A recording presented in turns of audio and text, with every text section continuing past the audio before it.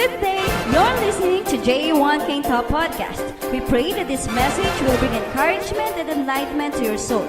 For more updates, you may visit us at JA1 Top Facebook. Here's your message for today.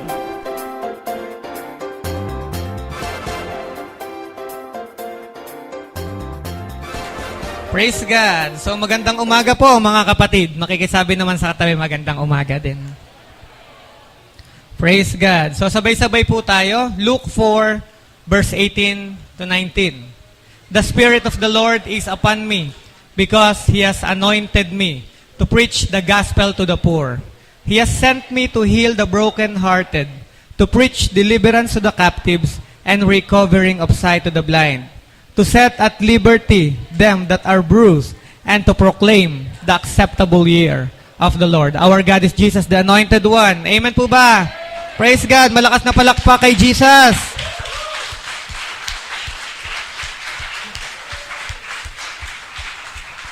Hallelujah! Praise God! So, napakagandang umaga. Amen po ba? Ang saya-saya. No? Sino po yung excited ngayong umaga? Praise God. Ayan. Lola pala ni Michi, si nanay. Kala ko tita. Ayan. Praise God. Okay. So, ang daming patotoo, no? Namiss nyo ba yung may nagpapatotoo? Ha? Namiss nyo? Ayan. Minsan di tayo nagkakaroon ng ganun kasi wala namang nagpapatotoo eh. Diba? Pero ang dami-daming ginagawa ng Diyos. Amen? Praise God.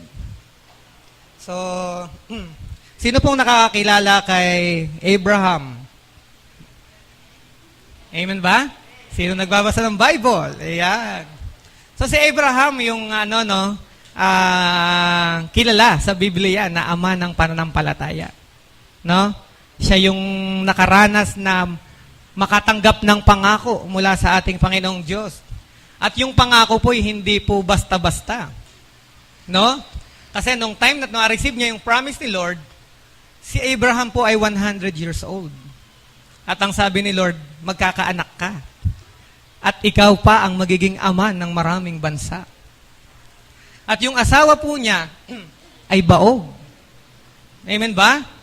Pero yun yung pangako na binitawan ng Diyos sa kanya. So, mamaya, makikita ho natin kung papaanong si Abraham ay pinagpala ng ating Panginoong Diyos. Tingnan po muna natin ang Romans 4, verse 16. Kaya nga't sa pananampalataya, nababatay ang pangako. Sa pananampalataya ay nababatay daw po ang pangako. Baliwala po ang pangako kung walang pananampalataya at imposibleng matupad ang pangako kung wala kang pananampalataya sa ating Panginoong Diyos. Amen po ba? Ito'y maibigay bilang walang bayad na kaloob para sa lahat ng anak ni Abraham. Hindi lamang sa mga saklaw ng kautusan, kundi sa lahat ng sumasampalataya rin tulad ni Abraham, sapagkat siya ang ama nating lahat. Napaka-importante po ng pananampalataya. Amen po ba? Mahirap pong matanggap ang pangako sa ating Panginoong Diyos, mga anak ng Diyos. Kung wala po tayong pananampalataya. Kaya iikot po yung ating pag-uusapan ngayon kay Abraham. Kung paano niya tinanggap ang ang pangako ng Panginoon. Makikita ho natin, sinabi ko nga kanina, hindi ho basta-basta yung pangako ng ating Panginoon. Pero nandun ho yung pananampalataya ni Abraham. Hindi niya tinignan yung kanyang kalagayan, yung kanyang edad. Hindi na tinignan yung kalagayan ng kanyang asawa. At nawala na rin siya doon sa sa tamang kaisipan bilang tao. Hindi na siya nag-isip. Yung common sense wala na. Basta ang umiiral at nag-ooperate na lang sa kanya yung faith niya kay Lord. Alam niya na ang nagsalita ay kayang gumawa ng lahat ng mga bagay. Amen po ba? Sabi ho dito sa verse 22, kaya't dahil sa kanyang pananampalataya, siya'y itinuring ng Diyos bilang isang taong matuwid. Ang pananampalataya po'y nagpapaging matuwid sa isang tao. sa pananampalataya ng tao sa harap ng Diyos, siya ay tinitingnang matuwid. Amen po ba? Sabi kanina ni Monique, di ba? Parang nagkakaroon siya ng doubt. Talaga bang may nangyari? After the deliverance, parang wala lang. Amen ba? Pero ang totoo meron. Hindi natin kasi pwedeng pairalin yung atin pong literal na mata at tingnan ang kasalukuyang sitwasyon. Tingnan ho natin yung ating spiritual na mata sa pamagitan ng ating pananampalataya. Ibukas natin ito. Makikita ho natin. Maraming ginagawa ang Diyos. Amen ba? Maraming ginagawa ang Diyos sa ating mga buhay. So ngayong umaga, ang title po ng atin pong mensahe ngayong umaga ay Power to Fulfill o Kapangyarihang Makatupad. Let us pray. Lord, maraming pong salamat sa iyo. Sa matagumpay na namang araw na ito, Panginoon, naniniwala kami, O Diyos, kagabi pa lang, tagumpay na po kami, Panginoon. Ama, ngayong umaga, patuloy ko pong pinagkakatiwala ang lahat. I pray, God, that you anoint the ears of the hearers as you anoint my lips, Lord God. At hayaan mong matanggap lamang ng lahat ng narito ang mga bagay na inihanda mo para sa kanila. Pahintulutan mong masabi ko lamang ang bagay na dapat masabi at huwag mong payagang masabi kong hindi dapat. Maraming salamat, aking Ama, sa pangalan ng Panginoong Hesus. Tayo po magsabing Amen. Palakpak po kay Lord. Yan. Pag dito ho kayo nag-church, alam nyo na yan. Pag sinabi kong Amen, ang kasunod niya ay palakpak. Si Kuya Ted. Di ba? Alam na yan. Okay. So, ito po yung ating text verse. Romans 4 verse 21. Lubos siyang naniniwala si Abraham. Natutuparin ng Diyos ang ipinangako nito. Si Abraham ay lubos na naniniwala, natutuparin ng Panginoon ang kanyang ipinangako. Sabihin nga natin, lubos. Lubos na naniniwala si Abraham. So walang pag-aalinlangan. Wala nang usapan tungkol doon. Basta't binitawan, sinabi ng Panginoon, kay Abraham naman, lubos siyang naniniwala. Natutuparin ng Panginoon ang kanyang ipinangako. Okay. Sino dito ang naka-witness na ng mga ikinakasal? Ayan. At madalas po nating naririnig ito sa kanila habang sila'y nasa altar. For richer and poorer. In sickness and in, for better or for, till death do us. Marami ho, at nakikita ho natin, ito yung madalas na sinasabi at lagi ho itong binibitawang sumpa ng mag-asawa sa altar. Pero ang tanong, ilan sa mga mag-asawa na nagsumpaan sa altar ang talaga pong nakatupad dito sa pangakong ito? Amen ba? Ilan ho kaya? Alam niyo ho ba na ang katuparan ng mga pangakong binitawang ito sa altar ay hindi nakasalalay sa laki ng gastos mo nung ikaw ay kinasal? Hindi nakasalalay sa ganda ng preparation mo? Hindi nakasalalay sa dami ng iyong naging bisita, sa laki ng regalong nakuha mo, at sa kung gaano man kakilala ang mga ninong at ninang mo? Hindi ho doon nakasalalay. Ito po ay masasabi at malalaman lamang natin kapag ang mag-asawa po ay nagsasama na sa loob ng bubong, ng isang bubong. Sabihin mo nga, panahon lang ang makapagsabi. Amen po ba? Nakakalungkot, Ang dami ang nagsumpaan, Talaga namang mararamdaman mo yung kanilang pagmamahal sa isa't isa. Di ba? Pero makalipas ang isang taon, okay pa. 2 taon, nagtutulakan na. 3 taon, wala na. Dati nauuna ang babae, pagbababa. Ngayon, naiiwan na ang babae. Ang bagal-bagal mo namang kumilos. Di ba? Dati, pag may sakit ng konti, hindi natutulog ang lalaki. pawis na pawis, paypay ng paypay. Sasamahan kita. Mahal na mahal kita. Makalipas ang ilang taon, sinabi ko na kasing huwag maglapa, paulan. Paulan ng paulan. Imbes na ang maramdaman care, wala. Bulyaw. Sisisihin ka pa. Diba? Dati sweet na sweet. Ngayon, bitter na bitter. Amen? Napakatamis dati. Ngayon ay paklang-pakla. At ito pang worse, no? Itong mga mag-asawa na nagsumpaan sa harap ng altar, sa harap ng tao, sa harap ng Diyos, na magsasama hanggang sa wakas. Wala. Nagsasama sa korte at nagdedemandahan. Akin ang 2 anak, sa'yo ang isa. Diba? Mga ganun eh. Nakita ho natin, pangako na binitawan ho natin eh. Sa taong minamahal natin. At sa harap ng mga taong nagmamahal din sa atin. Especially sa harap ng ating Panginoon. Nagbitaw tayo ng isang pangako. Pero ang totoo, nababaliwala ito ng tao. Hindi niya ito napapahalagahan. At napakarami na ho nating nakita niyan. Amen ho ba? Wala ho ba kayong nawi-witness na gano'n? Marami, amen po ba? Sa panahon natin, kaya nakakaawa po. Kaya napaka-importante po sa panahon ngayon na patatagin ho natin, lalo na sa mga Kristiyanong pamilya, patatagin ho natin ang pagsasama ng bawat mag-asawa at bawat pamilya. Dinedeclare natin sa pangalan ng Panginoong Hesus na dito sa church na to, ang pupunta at papasok dito ay pamilyahan. Amen ba?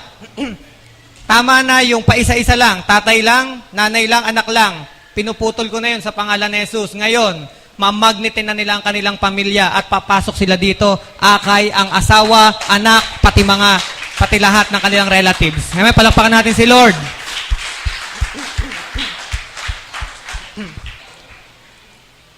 Kung ang tao sumasablay sa pangako, gusto kong sabihin po sa inyo lahat, ang ating Panginoon hindi. Sabihin nga natin yung title natin, Kapangyarihang Makatupad.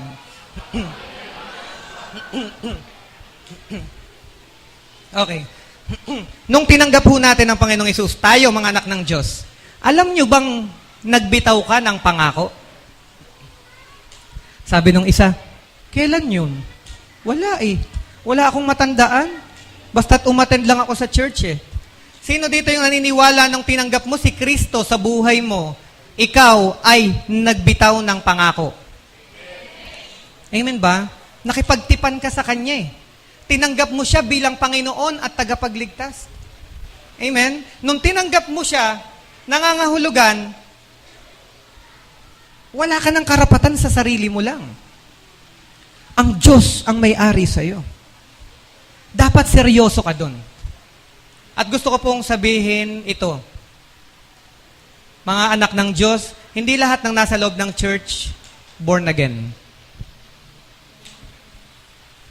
Amen po ba? Hindi po lahat. Kaya ho sinasabi ko sa inyo, tiyakin mo, born again ka talaga. Amen? Kasi ang totoong born again, nakipagtipan sa Panginoon, tinanggap si Kristo, nagbitaw ng mga pangako. Alam mo ba nung makipagtipan ka kay Kristo, naroon na ang paghiwalay mo sa kasalanan, makikiisa ka na sa mga mananampalataya, magta-tithes ka na, lahat po yan kasama eh. Amen po ba? Hahayo ka at magdadala ng kaluluwa sa paanan ng Diyos.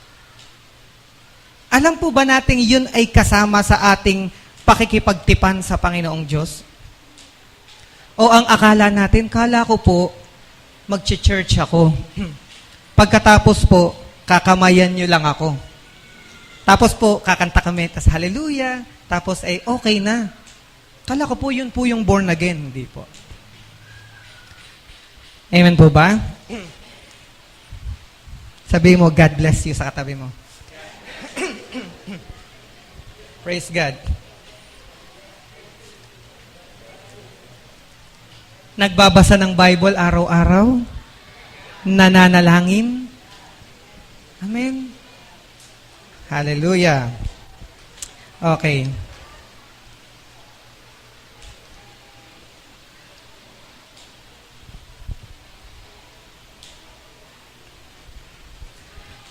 But God in His power and sovereignty is faithful. Sabihin natin, God is faithful. Masasabi natin ang ating Diyos lamang ang may kakayanang tumupad ng Kanyang pangako. Yung pangakong binitawan sa altar, kaya ngang talikuran at limutin ng isang tao. Samantalang yung binitawan sa isang napakahalaga at pinaka-importante sa kanyang buhay. Amen? Pero ang ating Panginoon po'y iba. Pag siya po'y nagbitaw ng pangako, gagawin niya yon. Amen po ba? What is a promise? A promise is a person's solemn declaration that he or she will do or not do something.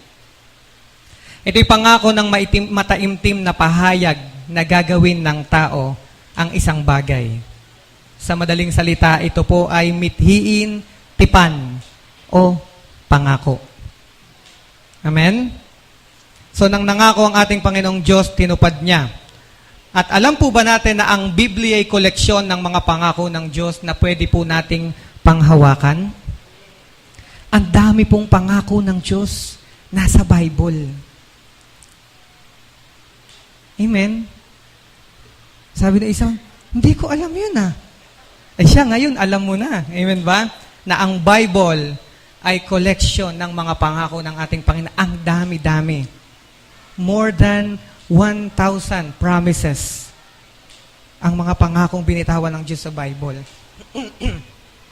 At isa lamang pangako ng Diyos, pwede na pong gumawa ng matindi sa buhay mo. Panghawakan mo lang. Tingnan po natin na sinasabi ng Jeremiah 1 verse 12.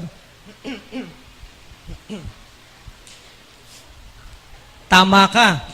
Ang sabi ni Yahweh, sapagkat ako'y magbabantay upang matiyak na matupad. Ito po ang sinasabi ng ating Panginoon ang Diyos daw ay binabantayan ng kanyang salita, tinitiyak niyang matutupad nga ang kanyang mga sinasabi. So kung sinabi niya sa Bible yan, maniwala ho tayo, sinabi po ng Panginoon, binabantayan. Siya mismo na nagbitaw ng pangako, nagbabantay sa kanyang sinabi. Tayo, may mga pangako tayong pagbitaw ho natin, wala na. Kasi wala naman talagang laman yung pangako na yon. Amen ba? Pero ang Panginoon, pag nagbitaw ng pangako, sabi niya, siya mismo nagbabantay. Ano namang kagandahan na ang Diyos ang nagbabantay? Ay ba, ang Diyos po'y hindi nakakalimot. Amen po ba? Kaya pag sinabi niya, binabantayan niya, makatitiyak ho tayo, sigurado tayo, pag sinabi niya, gagawin niya. Amen po ba? At bagamat nagtatagal, hindi ho nangangahulog ang hindi tinutupad ng Diyos. Inaayos pa lang din tayo ng Diyos para dun sa pangako niya na yon na matanggap natin. Pero isa ang sigurado, tutuparin yun ng ating Panginoon. Ang naniniwala po ay magsabi ng hallelujah. Praise God. Tiniyak ng Diyos na gagawin niya ang lahat ng kanyang mga ipinangako. Ang katapatan sa pagtupad ng pangako ay isa sa mga katangian ng ating Panginoong Diyos. Sabi mo sa katabi mo, ang Diyos ay talagang tapat. Makikita ho natin to sa buhay ni Abraham. Kung paano siya naging tapat. Binitawan niya na, Abraham, ikaw ay magiging ama ng maraming bansa. Ikaw ay magkakaanak. Ginawa ito ng Panginoon. Amen po ba? Si Haring David, makikita ho natin sa 2 Samuel 7 to 11. Nang hangarin ni David na luwalhatiin ng Diyos, ginantimpalaan siya ng mga pangako. Anong pangako yun? Sabihin nga natin, divine favor. At katiyakan sa kanyang hinaharap. Mga kapatid, although si Haring David ay nagkasala kay Bathsheba, makikita ho natin yung katapatan pa rin ng Diyos. No? makikita ho natin after na maganap yon, may sumunod pang labanan at naging matagumpay pa rin po siya. Amen po ba? Naging matagumpay po si David. Bakit? Dahil pangako ng Diyos sa kanya yun. Ganun katapat ang ating Panginoon. Ibig bang sabihin, Pastor, pagka nagbitaw ng pangako sa iyo ang Panginoon at pagkatapos ikaw ay nagkasala, gagawin niya? Gagawin niya yon, pero ididil ka niya. Amen po ba? Di ba si David inayos naman ni Lord Habang nasa proseso siya ng pag-aayos, ang pangako ng Diyos, hindi binago ng Panginoon. Gagawin niya ang kanyang pangako, hindi dahil mabuting tao si David. Ginagawa ng Diyos ang pangako sa iyo hindi dahil tapat ka sa Kanya. Ginagawa niya ang pangako niya dahil sa Kanyang pangalan. Dahil siya'y Diyos. Dahil siya'y Diyos pala. Hindi ako Diyos. Sorry po. Nadadala lang Diba? So wag nating iisipin na ang Diyos natin gagawin lang ang mga pangako. Dahil kailangan mabait ka. Bahagi lang po yun. Pero dapat ang focus mo, ang Diyos tutuparin ang kanyang pangako dahil siya'y Diyos. Mahalaga ang kanyang pangalan. Mahalaga ang integridad. Mahalaga ang kanyang salita. Amen? Kasi may mga tao, lalo na Kristiyano, nagkamali ako. Wala na, hindi na gagawin ni Lord tong Huwag pong ganon. Magiging malungkot ang buhay mo. At hindi kalooban ng Diyos yan. Gawin mo lang kung ano yung dapat. Ano bang katwiran? Amen? Kung nagkasala ka, lapit agad sa Diyos ng buong puso. Patawarin niyo po. Aminin mo. Be humble. Amen? Pag nakita ng Diyos yun, huwag mong isipin lagi, doon nakasalalay ang pagtupad niya ng pangako sa'yo. Hindi doon nakasalalay. Hindi dahil sa kabutihan mo. Ang paggawa niya at pagtupad ng kanyang pangako dahil ito'y kanyang salita. Gagawin niya to sa'yo. Amen? Sino dito yung hiyang-hiya sa Diyos? Nagkasala kanina, may natanggap pang blessing. Tapos sasabihin niya, parang hiyang-hiya ka kay Lord. Amen ba? May mga ganong pagkakataon Amen? Hindi mo pwedeng sabihin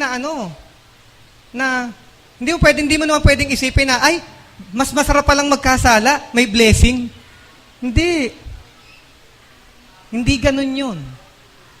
Amen? Sabi mo sa katabi mo, hindi ganun yun. Okay? There are important things we need to know from the above story why God fulfilled His promises to them. Kanino? Kay Abraham at kay David. Bakit nga ba tinupad ng Panginoon yung pangako niya kay Abraham at kay David? Anong meron? Amen ba? Anong meron? Anong meron dyan? Kasi lahat kayo nandyan Tama-tama pa naman sabi ko, anong meron? Okay. Tingin lang po kayo kay Pastor. Nagkatagihawat lang si Pastor, ayaw niyo nang tingnan Yeah? Sige po. Una po, bakit ba tinupad ni Lord ang pangako niya kay Abraham at kay David? Number 1, they both believe in the power of God. Pareho silang naniwala sa kapangyarihan ng ating Panginoong Diyos.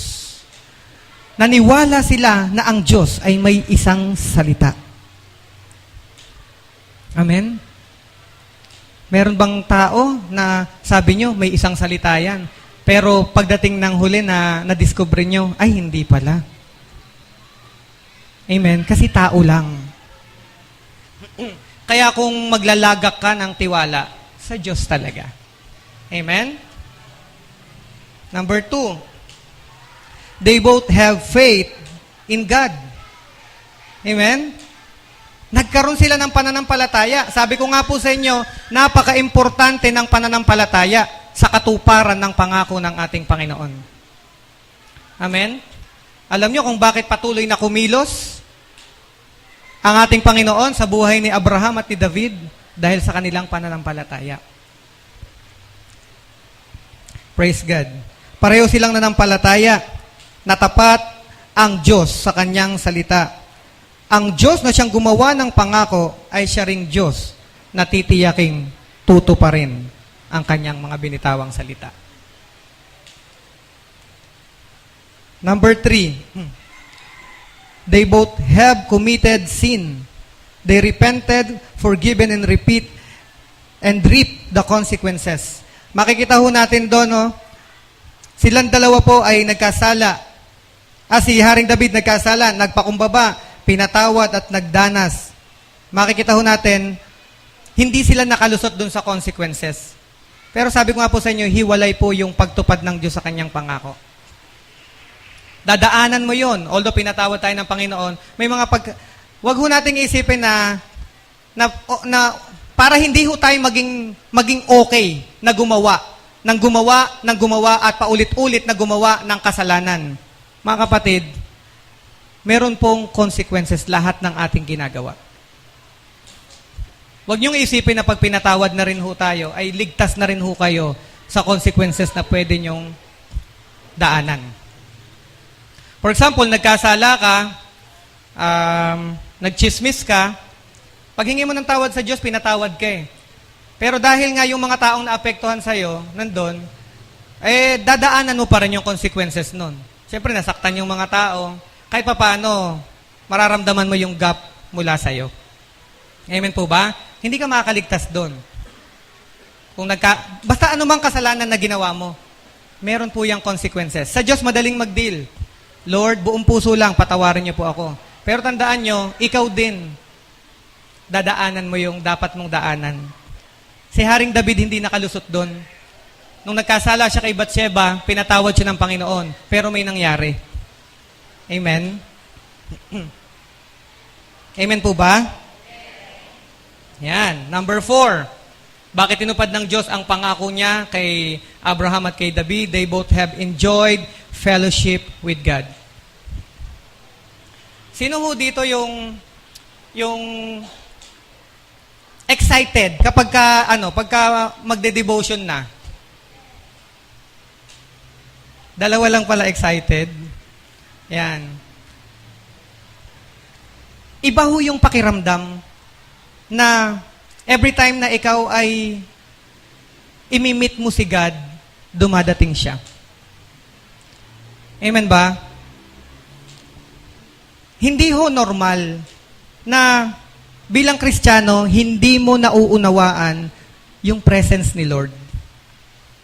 At sanay ka na hindi mo siya nararanasan sa buhay mo. Kapag hindi nangyayari sa buhay mo, alam mong may kulang eh. Alam mong merong kakaiba sa buhay mo. Sino yung nakaka-relate sa sinasabi ko? Siyempre, yung talagang nagde-devotion. Maniwala kayo mga kapatid, iba po. Iba kapag yung alam mo na yung devotion mo wala si God at nandun agad siya, luluhod ka pa lang. Alam mo eh. Iba yon. Ganun po si David. Ganun po si Abraham. Excited sila sa presence ng ating Panginoong Diyos. Amen ba? Mas lalo nilang pinatitibay yung paglalim ng relasyon nila sa Panginoon. Tandaan nyo ito yung mga hindi basta-bastang mga lingkod ng Diyos, pero tao din. Amen ba? Sabihin mo, tao din. Okay? Nagkakasala. Pero hindi yun ang dapat ma-highlights eh. Ang na-highlights dun yung magandang relasyon nila sa Diyos. Sa Diyos na ang tingin nila ay Diyos na tapat, totoo. Amen? Huwag mong hayaan na yung mga bagay na hindi naman masyadong mahalaga ang siyang ma-highlight sa buhay mo. Dapat si Lord, yung relasyon mo sa Kanya. Amen? Yung mga bagay-bagay mga hindi masyadong mahalaga, dapat ang totoo, unti-unti na silang mawalan ng kabuluhan eh. So, unti-unti na silang totally mawala sa buhay mo. Kasi nakakonsentrate ka kay Lord. Nakakonsentrate ka sa Diyos na napakabuti. Nakakonsentrate ka sa Diyos na pinaglilingkuran mo. Amen po ba? Sabi mo nga, dapat nakafocus lang kay Lord. Ganon po sila. At kapag nangako ang Diyos sa kanyang bayan, asahan po natin, tutuparin ito ng Panginoon. Ano man po ang mangyari. Tutuparin ito ng Panginoon. Praise God. So, dito po tayo sa application. Sabi ko po kanina, there are more than 1,000 promises of God written in the Bible. At sabi ko nga din po kanina, bawat isa ho dito, applicable sa lahat ng sitwasyon po. Sa lahat ng klase ng tao. Sa lahat ng sitwasyon. Number 1,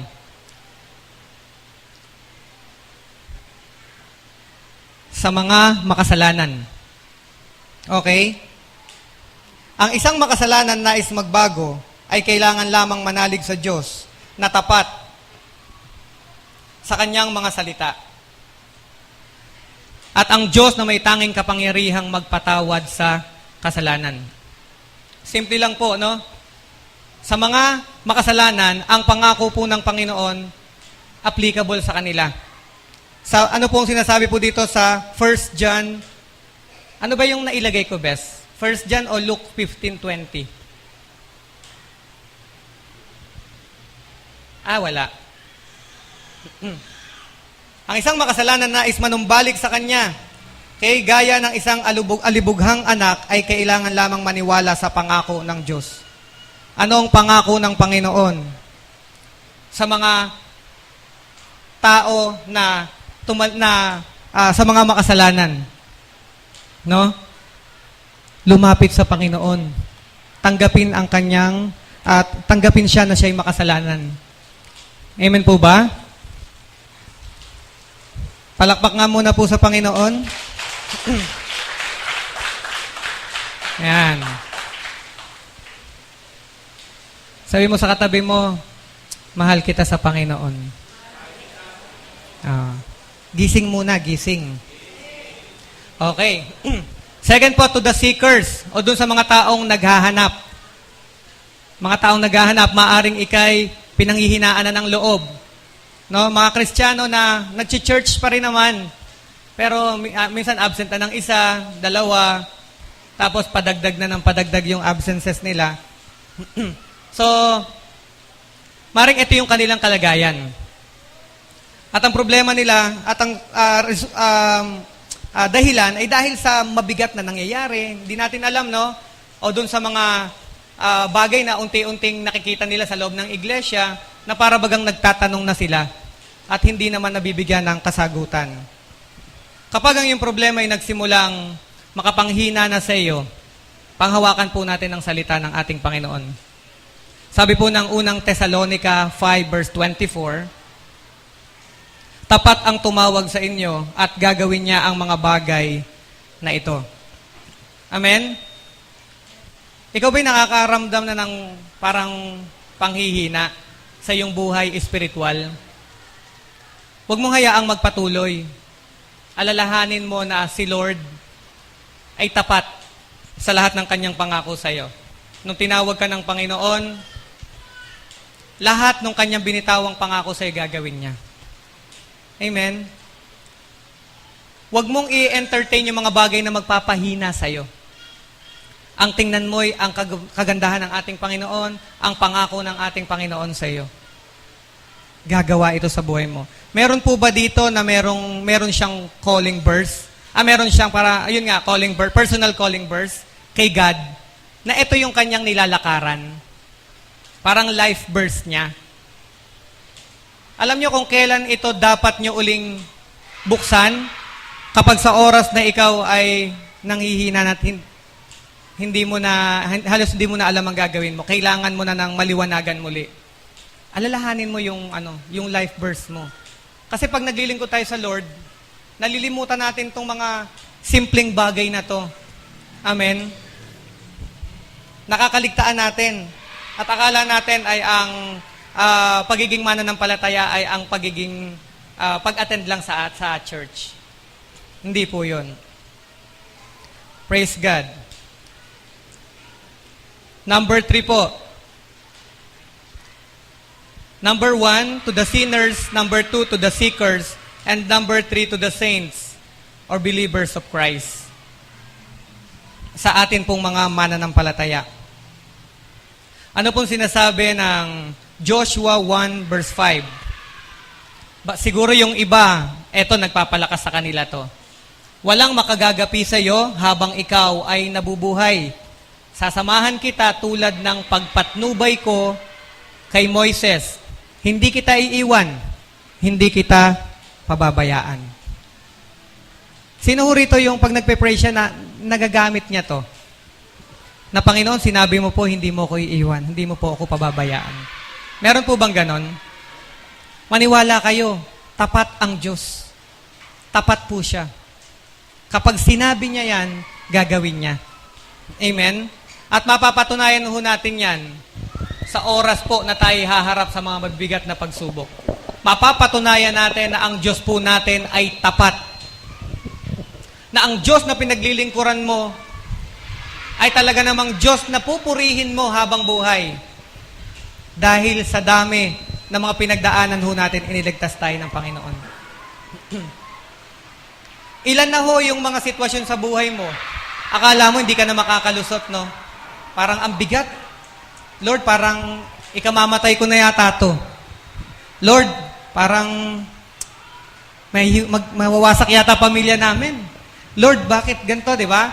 Pero makikita ho natin sa mga ganung sitwasyon, niligtas tayo ng Diyos eh. Amen ba? Yung sinasabi niyang tapat ang Diyos, di ba? Siya'y may kapangyarihan, no? Natuparin ang kanyang mga pangako. Nangyari. Talagang ginawa ng Panginoon. Meron bang naalala ka sa buhay mo na ang Diyos nakita mo na talagang yung kanyang pangako, ginawa niya sa buhay mo? Amen po ba? Praise God. Sabihin nga natin, kapangyarihang makatupad. Ang Diyos po lamang ang merong kapangyarihang makatupad. Ang tao'y walang kapangyarihang makatupad. Kaya kinakailangan ng taong umasa at magtiwala sa Diyos at hingin ang biyaya. Kaya nga ang sabi ng Bible, mga tao, kung kayo'y mangangako, sabihin ninyo kung loloobin ng Diyos. Huwag kang magbibitaw na, pupunta ako, sige, gagawin ko. Kailangan kung loloobin po ng Diyos, dadating ako.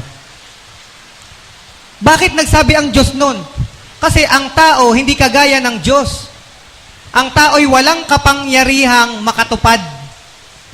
Ang Diyos lamang ang may kapangyarihang makatupad ng pangako. Kaya para makatiyak tayo at magkaroon tayo ng kakayanang makatupad, humingi tayo ng biyaya. At pag magsasalita, ayon sa sinabi ng Diyos, kung loloobin po ng Panginoon. Amen po ba? So, ang Diyos ang may kapangyarihang makatupad. Kaya kung meron po tayong pagkakatiwalaan, amen po ba? Wag ho yung Bombay. No? Diba? Minsan, imbis na kay Lord ka magtiwala, mas may tiwala ka pa sa Bombay. Hindi, si Lord, parang di dadating eh. Yung Bombay, bukas, kausap ko, dadating na. Hindi ganon. Amen po ba? Sa bagay, wala na naman ditong nagbo-Bombay. Amen. Wala dito nun. Amen po ba? Pangalawa, di ba? Minsan, imbis na kay Lord umaasa kay ate, o kaya kay kuya. Nandiyan naman si ate, nandiyan naman si kuya. Di ba? O kaya naman, umaasa sa pawn shop. Di ba? Ibig sabihin, kapatid, asa ka lang kay Lord. Amen? Pero yung mga yan, magugulat ka naman eh. Walang struggle pagka kay Lord ka umasa. Amen? At huwag mong pipilipitin ang kamay ng Diyos. Ha? Pipilipitin mo eh. Ano, bibigay mo o hindi? Hindi ganon. Amen po ba? Kailangan talagang magtiwala ka na may paggalang sa ating Panginoon. Lord, naniniwala naman ako sa iyo, hindi ka sumasablay sa pangako mo eh. Amen? Praise God. Kung meron po tayong aasahan, si Lord lang, sapagkat siya lang ang tiyak na hindi po bibiguin tayong lahat. At sana po, sa lahat ng mga anak ng Diyos, kung may ipagmamalaki ho tayo, laging si Lord lang. Amen po ba? Ipagmamalaki ho natin siya sa buhay po natin. Kasi, dahil tapat ang ating Panginoon, hindi po tayo mapapahiya. Amen po ba? Pwede ho ba tayong pumalakpak sa ating Panginoon? Praise God. Malakas na palakpak sa Panginoong Diyos. mas malakas pa po sa ulan. Yan. Tayo po tayong lahat.